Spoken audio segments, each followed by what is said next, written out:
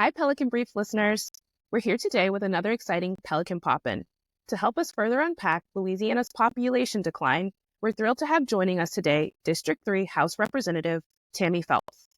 Hi, Representative Phelps. Thank you for Hello joining there. us. Thank you all for having me. We're so excited to chat with you. So Charles is going to kick us off with the first question. Morning. How are you doing? Good morning. I'm fine. Happy Friday to you all. Happy Friday. We made it. Cool. Thank you for being here with us. So in our first season of Pelican Briefs, we tackled a bunch of different issues. And so we're kind of just bringing our listeners kind of an update on things that we've talked about. So in this episode, we are focusing on population decline in Louisiana. So we've seen a steady decline from every part of the state of Louisiana losing population since 2020.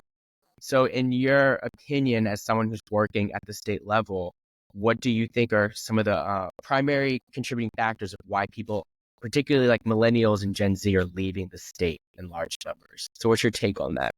Okay, well, let me first, when you said 2020, I appreciate that because I was hoping that was part of the time frame that we would be starting from. Fortunately, District 3 was the district in the state that lost the most population. District 3 in Shreveport. So very disturbing, but I have to say that I think it was during census time when we were, 1 minute they started, then they stopped and they started again. I really think the Shreveport population just was uncounted because I didn't have just a lot of people leaving the urban inner city communities that I serve, moving, during COVID, and where are they going when we're, the most impoverished, one of the most impoverished states in our country. So I do always like to say there's a reason for that one. I think they just were not counted. If we were to do another city count or census, I think it would show a little bit different. However, statewide, absolutely correct. I hate to say this, but honestly, it's almost like, why would they stay? Shreveport District 3 obviously struggles with the job market. There are more opportunities in South Louisiana. However, even just what's going on now with our state and all the laws and the changes and the what's happening in the Capitol alone is enough to make people wonder, what does Louisiana have to offer our future generation? Early on in my career, I used to just beg young people to stay because they were our future. Like I was of the previous generation of people who poured into us and, kind of groomed us and wanted us to be involved. That's how I saw it maybe 10 or 15 years ago, 20 years ago, maybe.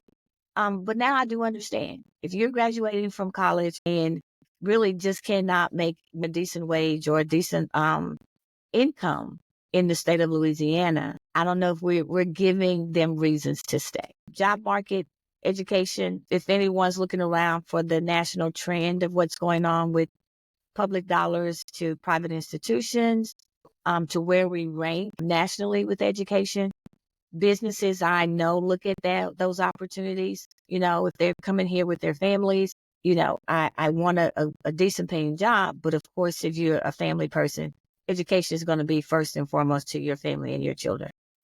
And I don't think we're producing the results that we need to. I think we are now headed into a direction that's very concerning and troubling. Again, with state dollars, we're not investing the way that we should from K-12. And that's my experience pretty much at K-12, well, 16 as well. Higher education, not to mention even when we talk about our TOPS program, I personally would like to have some commitment for students to stay, but we know that they are educated here and they do leave our state. But I think our administration really, really, really should be taking a hard look on what's going on in our state.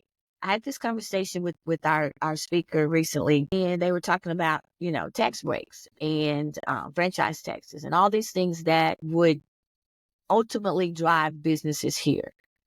And I said, but if we don't address education, if we're not addressing even the discriminatory issues in our insurance rates just for homeowners, for car drivers on the auto side, if we're not looking at income, wages, education, and just those things alone that factor into everything that we do, why are we trying to reduce the taxes for someone to look at us and say, I'm not coming? It was a thought, didn't go anywhere. But I heard us talk more about reducing, the tax breaks there opposed to investing in education. And I also know, having been on Ways and Means, that some countries, some states do it well. Texas has their issues. I'm just using for an example. I really can't have another that comes to mind.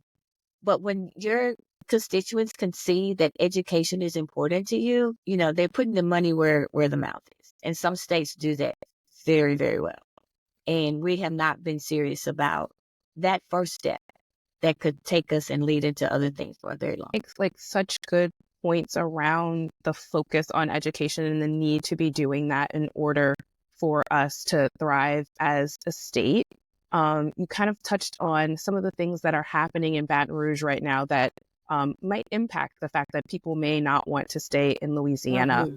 But what are some of the innovative ways you think politicians could work to combat population decline in our state, and particularly in your district? I think so much of the conversation around Louisiana on a national stage happens about South Louisiana, and we don't talk enough about what's going on in the northern portion of our state. So really from your district in particular too, what are some of the things that you think politicians can be doing to help buoy up our state? And particularly my district. So I'll go back. Even when I was first elected, I had a conversation with the economic development secretary. And I said, I really, want to have this conversation of how does Shreveport begin to identify itself? We used to be an auto manufacturing market, from AT&T to GM, GE, all the things where my parents are retired from 18, too young to think about that then, but there were jobs and people worked, and it's just, parents worked here and there and everything dwindled away. And of course, the general administration is given the responsibility of GM moving out of our state over the last couple of years. And hearing that story, we would probably be just dumbfounded of how that actually panned out when people were pleading, please don't leave. And they did not want to leave. But there was definitely a lack of relationships with the administration. So, but going back to that, one, we have to identify ourselves. I'm still trying to struggle. Who is Shreveport? We're not the chemical market. Will we ever be an auto manufacturing market again? Identifying that the jobs that we have are almost none. We talk about Amazon. It's taken them 2 or 3 years to open one plant. I don't know if they do that all over, but in Louisiana, they were very slow with Lafayette and I believe another location. And jobs aren't just jobs. We're talking about a livable wage. We're talking about salaries. But again, if you look at what's going on in the Capitol just year before last, we could not even raise the minimum wage. And you're saying, oh, well, the market's going to take care of itself. Well, so why not do it? Let's just put the law where the market is right now. Right. Collaboration there. It just sounds the rhetoric. And I remember we had like 5 minimum wage increase bills one day, and it was no after no. I carried the small one for waits for services, for waitresses. And I think they make $2.14 an hour or something like that. Wanted to just double it. So if you're looking all around and you want to look at what is the problem, it's income from the, even in our districts. Again, I'm speaking here. I can't tell you what the market is in Shreveport. I've been had the conversation with the Workforce Commission recently of just trying to create a program for our young people. It used to be a time where, you were going to get a job for holidays, Thanksgiving and Christmas is coming up, not to mention summer. That has not happened with the program that LWC oversees locally with our state, with the city partners. I believe they're different in every area. And there's been no oversight. We really got to I'm all for accountability. Strategically, you can change anything. We can't say this is just the way it's been. But if every, I guess, even from our leadership area, if we could just identify what is going on in Louisiana, what is going on in your district, we won't have to look nationally just to run those bills that are not benefiting Louisiana at all. So just a summation of that, identifying the area, having the workforce development do their job, look at laws and lawmakers who are really serious about the entire picture of Louisiana, because every single thing is affecting us. You want to let teenagers of Louisiana purchase a gun at 18? Who really wants to live here? Who really wants to be able to purchase a gun? Right. Or is this just something that sounds good and looks good nationwide? So when we keep, continuing to do those things, we'll never, I don't think, be serious about the state of Louisiana. And I'll share this question that I had for a very long time, and at least been since elected. How serious has Louisiana lawmakers wanted Louisiana to grow? That's a If you simple, really think about it, great do question. you Yeah, really that's- want to? Yeah. It's a simple Like, but what is the holdup here? Yeah, and it's sad. It really saddens me because yeah, I'm a very data-driven person, and when the data is presented to makers, it just makes you kind of question, right? Like, what's going on here? Like, we know the data. We know that we're consistently ranked blank, blank, and blank. We know this. This is not unknown, and we've been knowing this for decades. So what are we doing? What are we doing? So I have a question for you. Take into consideration, what are 2 or 3 particular policies that you champion that you really think would be like a root cause change maker in this state to really not only slow down this population decline, but like kind of take an end to it, particularly when it comes to like brain drain? I think we have to look at the job market. I mean, and even now, I'm concerned. We're having meetings like next month. You're talking about there's talk about reducing a franchise tax. When you look at the totality of the income that's coming in, that's one reduction. The 0.45 that's coming off, well, that was due to come off in 2025. Then that Governor Edwards came in with the deficit, left us with the surplus in 8 years.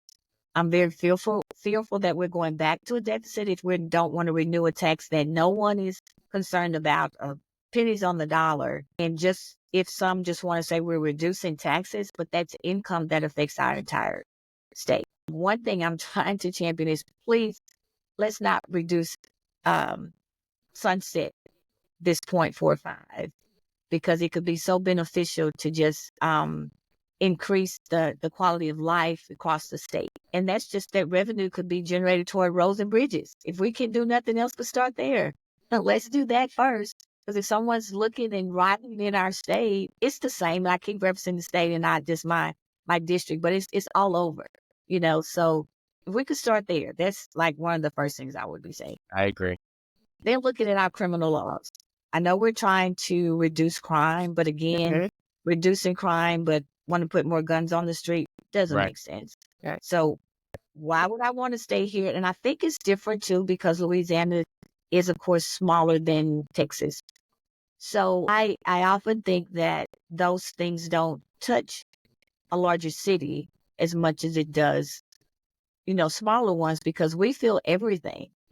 I believe. And so that's one thing. And then second, as it relates to our K-12 students. What the things that are being proposed there, we really got to get serious about education. You can't have double standards on accountability. Yeah. You don't have to take the quiz, but you do. You don't have to be certified, but you do. We're not going to rank your school scores, but we're going to rank them over here.